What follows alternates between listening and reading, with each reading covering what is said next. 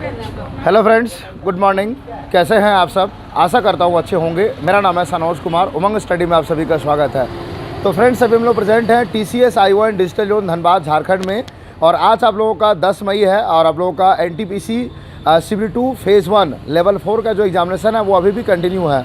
तो हमारे साथ पूरा आधार की टीम है जो कि सेंटर के अंदर स्टूडेंट्स का आधार की वेरिफिकेशन करती है। तो सबसे पहले मैं पूरी टीम का बहुत बहुत धन्यवाद देना चाहता हूं, जिन्होंने अपना कीमती समय निकालकर हमारे साथ एक डिटेल इंटरव्यू के लिए तैयार हुए हैं, ताकि ये डिटेल्ड में आपको बता सके कि अंदर में किस तरह से वेरिफिकेशन की प्रक्रिया होती है, ताकि जो भी स्टूडेंट्स भविष्य में कोई एग्जामिनेशन देने के लिए आते हैं तो आप लोग अपनी पूरी प्रॉपर तैयारियों के साथ आ पाए। तो आपकी पूरी टीम का बहुत बहुत स्वागत है हमारे यूट्यूब चैनल उमंग स्टडी पर। सबसे पहले आप लोगों से रिक्वेस्ट है कि अपना अपना परिचय दीजिए। मेरा नाम है रमेश कुमार महतो जी। बोकारो से। ओके, आपका? मेरा नाम संगीता कुमारी, मैं धनबाद से। जी। मेरा नाम तनु कुमारी है, मैं धनबाद से हूँ। जी। मैं सुबह कुमारी बोकारो से। जी। मैं धनराज महतो धनबाद से, शास्त्री नगर। जी। तो सबसे पहला सवाल आपसे है सर कि अक्सर जो भी अभी तक कंपटीशन से पहले के जो एग्जामिनेशंस होते हैं, जैसे कि बोर्ड होता है, 10th होता है, 12th होता है, तो उसमें हम लोगों को इस तरह की प्रक्रिया से नहीं गुजरना पड़ता है, जहाँ की बायोमेट्रिक हो गया वगैरह वगैरह चीज़ें हो गई। बहुत से स्टूडेंट्स ऐसे भी होते हैं कि जो कि सीधा बोर्ड के एग्जामिनेशन को देने के बाद कॉम्पिटिटिव एग्जामिनेशन की प्रक्रिया में आ जाते हैं। तो कुछ स्टूडेंट्स घबराए हुए भी होते हैं कि क्या होगा, नहीं होगा, किस तरह से होगा, नहीं होगा। तो मैं चाहता हूँ एकदम आप बेसिक से और डिटेल्ड में स्टेप बाय स्टेप बताएं कि जो प्रक्रिया होती है वो किस तरीके से होती है, और क्या जेन्युइनली किसी स्टूडेंट को किसी प्रकार की कोई घबराने की आवश्यकता है या नहीं है।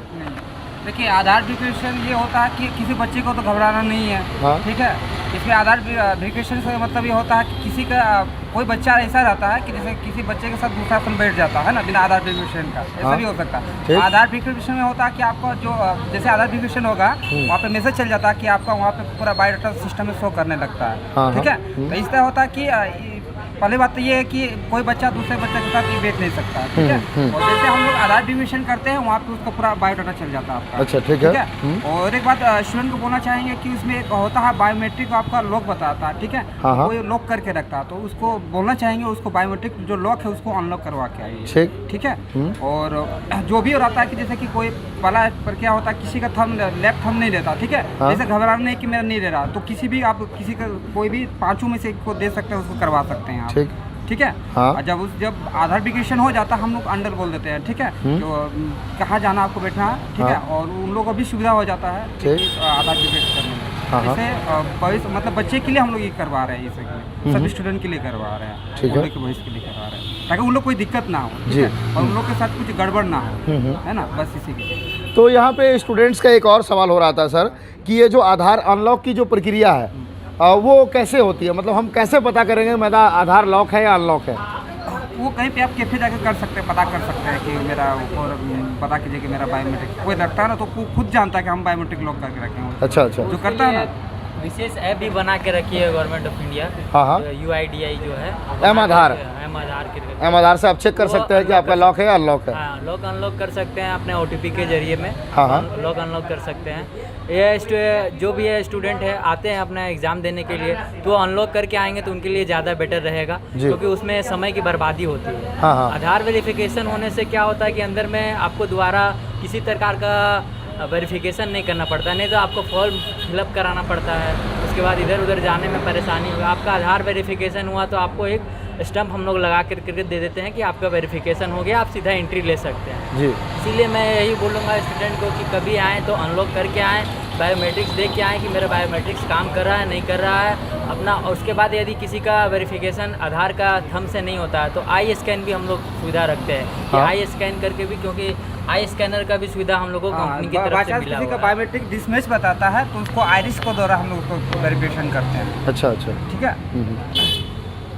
और यही सुविधा के लिए हम लोग आधार का वेरिफिकेशन करते हैं, और क्या, और तो कुछ है नहीं। ठीक है सर, एक प्रमुख सवाल और ये है कि जैसे कि आप लोग जो आधार वेरिफिकेशन करते हैं, तो बेसिकली आप मुझे ये बताइए कि जो आधार में मेरा जो डेटा पहले से है आधार के पास, और जो अभी मैं फिंगर दे रहा हूँ, तो बेसिकली उसको मैच किया जाता है कि मेरा आधार के पास जो डेटा है और मैं जो आधार नंबर लेकर के आया हूँ, तो मैं सनोज कुमार हूँ या नहीं हूँ? बस वही चीज़ के लिए आपका किया जाता है। मतलब इसमें जैसे कि मान लीजिए कुछ स्टूडेंट्स की क्वेरी ये हो रही थी जैसे मान लीजिए कि मैं रेलवे आरआरबी एनटीपीसी का एग्जामिनेशन देने के लिए आया हुआ हूँ और मेरा जो आरआरबी एनटीपीसी का जो एडमिट कार्ड है उसमें मेरा डेट ऑफ बर्थ थोड़ा सा मिस्टेक है, जैसे कि मान लेते हैं मेरा ओरिजिनल डेट ऑफ बर्थ है, वो डेट ऑफ बर्थ से मायने नहीं करता, उससे कोई मतलब नहीं है। आपका आधार कार्ड यदि घर में छूट भी गया तो आधार नंबर आपको यदि याद है तो उससे भी हम लोग वेरिफिकेशन कर देते हैं। अच्छा। कि स्टूडेंट को कोई भी नुकसान ना पहुंचे, अच्छा, उसके भविष्य के साथ कोई खिलवाड़ ना किया जाए। हाँ हाँ, इसीलिए हम लोग है ना डेट ऑफ बर्थ यदि कोई दिक्कत है वो एग्जामिनेशन बताए, वो हम लोग कुछ नहीं कर सकते, हम लोग सिर्फ अपना वो फिंगर सब एंट्री नहीं करने देगा, फिर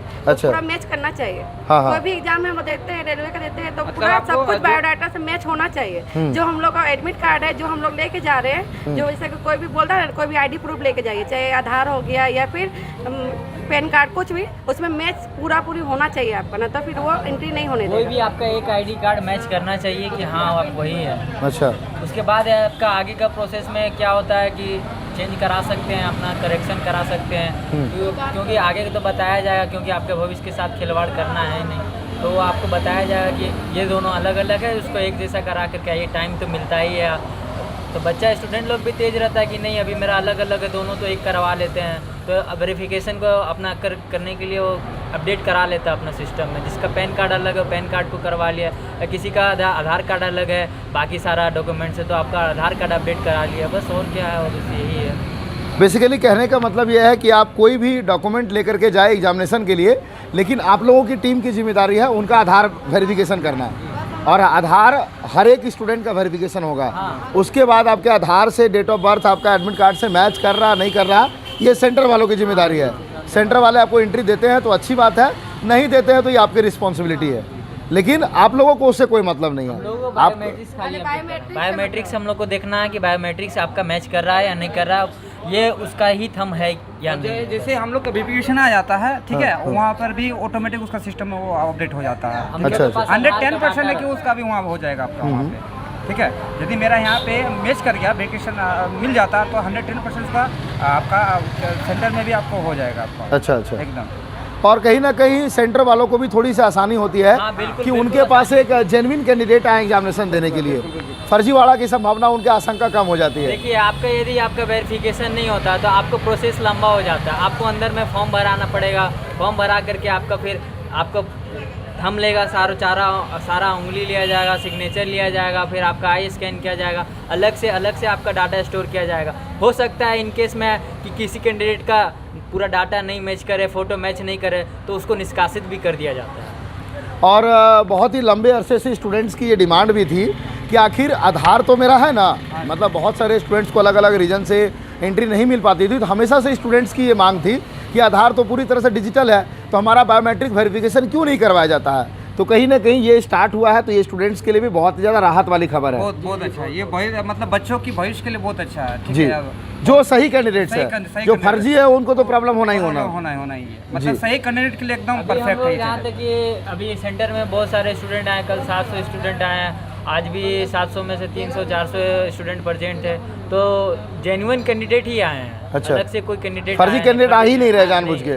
फर्जी कैंडिडेट कैसे आएंगे, क्योंकि आधार का वेरिफिकेशन है तो फर्जी कैंडिडेट आना तो मुश्किल ही है, नामुमकिन ही है। अच्छा मैडम, आप मुझे ये बताइए कि आरआरबी एनटीपीसी का शिफ्ट 2 का आप लोगों ने कल 9 तारीख को 2 शिफ्ट में एग्जामिनेशन करवाया, आज भी आप लोग फर्स्ट शिफ्ट का वेरिफिकेशन कंप्लीट कर चुके हैं, तो अभी तक किसी भी स्टूडेंट को किसी तरह का कोई प्रॉब्लम आधार वेरिफिकेशन में? नहीं, अभी तक किसी का दिक्कत नहीं हुआ है। अच्छा। अभी तक किसी का कोई दिक्कत है, आधार वेरिफिकेशन कोई दिक्कत नहीं हुआ। अच्छा, तो ये किस एग्ज़ाम में आधार वेरिफिकेशन होगा नहीं होगा ये कौन डिसाइड करता है? क्योंकि आरआरबी एनटीपीसी का CBT 1 का एग्ज़ाम में गवर्नमेंट डिसाइड करती है, गवर्नमेंट के ऊपर से रूल आता है आपको रेलवे की तरफ में कि आधार वेरिफिकेशन होना है कि नहीं होना है, ये तो वही लोग डिसाइड करते हैं, ये हम लोगों के हाथ में नहीं होता। अच्छा, हम लोग को जिम्मेवारी दिया जाता है तो हम लोग करते हैं, हम लोग को जिम्मेवारी नहीं दिया जाएगा तो हम लोग नहीं करते।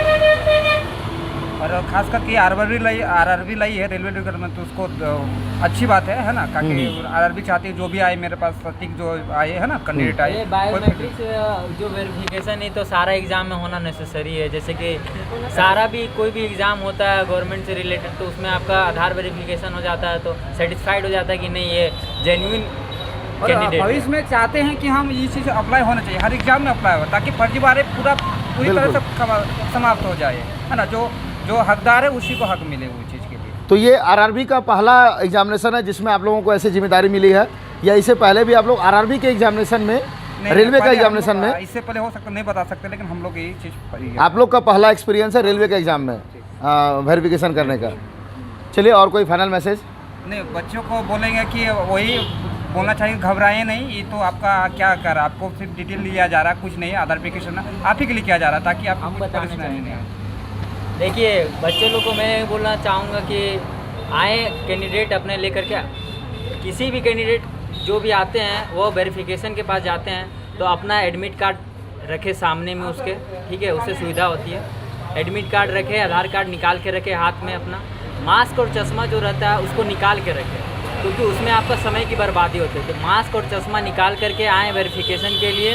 और पहले आपको एडमिट कार्ड देना है, एडमिट कार्ड स्कैन होगा, आपका बारकोड उसमें रहता है, स्कैन होगा, स्कैन होते साथ आपका उसमें रोल नंबर आ जाता है। हमारे पास रोल नंबर आएगा, फिर हम लोग उसमें आपका फ़ोटो खींचते हैं, फ़ोटो खींचने के बाद आपका आधार कार्ड का नंबर डालते हैं और आपको लेफ़्ट का ही आपको लेफ़्ट हैंड का यूज करना, उसमें से कोई भी फिंगर लेना है। तो आपको जैसे ही आप टिपते हैं ब्लू कलर का बत्ती जलता है, बत्ती ऑफ होगा, आपका वेरिफिकेशन वहाँ पे आखिरी ओके हो सवाल जाएगा बस। और इसी तरह आपका वेरिफिकेशन होगा। बस यही मैं आपको बच्चे लोग को कहना चाहूँगा कि इस तरह से प्रक्रिया होती है। एक आखिरी सवाल सर, कल से लेकर के आज तक टोटल 3 शिफ्ट में अभी तक कितने स्टूडेंट्स का वो लॉक अनलॉक वाला आप लोगों को केसेस देखने को मिला? नहीं, 2-3-4 ऐसे आ रहा है, मतलब इसमें तो था ही नहीं। आज शिफ्ट 1 में कोई कैंडिडेट ऐसा नहीं था। कल दोनों शिफ्ट मिला के मुश्किल से 5 कैंडिडेट, ज़्यादा से ज़्यादा, उससे ज़्यादा नहीं। हाथ चलिए, साफ ठीक। करके आएंगे ना तो बेटर रहेगा। आपका हाथ किसी स्टूडेंट का हो सकता है कि आने में हाथ गंदा हो जाए, तो हाथ साफ करके भी आएंगे तो अच्छा रहेगा कि वेरिफिकेशन तुरंत हो। ठीक है, आपकी पूरी टीम का बहुत बहुत धन्यवाद कि आप लोग कीमती समय निकाले। सब्सक्राइबर भी हम लोग हैं। Thank you. और स्टूडेंट्स के हेल्प के लिए आप लोग आए ताकि स्टूडेंट्स के सामने जो रियल जानकारियां हैं वो स्टूडेंट्स को मिल सके, क्योंकि अभी के टाइम में रियल जानकारियां बहुत कम लोगों के पास है। फर्जी जानकारियां लोग इधर से उधर स्प्रेड करते रहते हैं, ये होता है, वो होता है, ये होता है। जो असली चीज़ है वो ये होता है। एग्जैक्टली उनकी टीम ने स्टूडेंट्स को बता दिया। पुनः एक बार बहुत बहुत धन्यवाद। तो फ्रेंड्स, इसके बाद भी कोई कन्फ्यूजन हो तो इनकी पूरी टीम का हमारे पास कांटेक्ट है, हम लोग फ्यूचर में भी इनका इंटरव्यू कर सकते हैं, वो आप लोग कमेंट करके हमें अवश्य बता दीजिएगा। और जो भी स्टूडेंट टेक्स्ट बुक जैसे प्लेटफॉर्म से मॉक टेस्ट लगाना चाहते हैं तो हमारा कूपन कोड है उमंग 10, इसको आप इस्तेमाल करते हैं तो आपको पूरा 39 रुपीज़ का डिस्काउंट मिल जाता है। आपने देखा होगा हम लोगों ने आरआरबी एनटीपीसी का CBT 1 का फेज़ 1 से लेकर के फेज़ 7 तक का सीधा सेंटर के बाहर से रिव्यू किया था। अभी हम लोग आरआरबी एनटीपीसी CBT 2 का भी सीधा सेंटर के बाहर से रिव्यू कर रहे हैं। बहुत सारे स्टूडेंट्स ने ऐसा कहा है कि मॉक टेस्ट आपका स्पीड, टाइम मैनेजमेंट, एक्यूरेसी, इन सारे फैक्टर्स में आपका हेल्प करता है। तो वीडियो के डिस्क्रिप्शन में साथ ही कमेंट सेक्शन में आपको एक लिंक पिन किया हुआ मिल जाएगा, उस लिंक पर क्लिक करके हमारा कूपन कोड अप्लाई करके आप आसानी से टेक्स्ट बुक पास को परचेज कर सकते हैं। तब तक के लिए जय हिंद, जय भारत।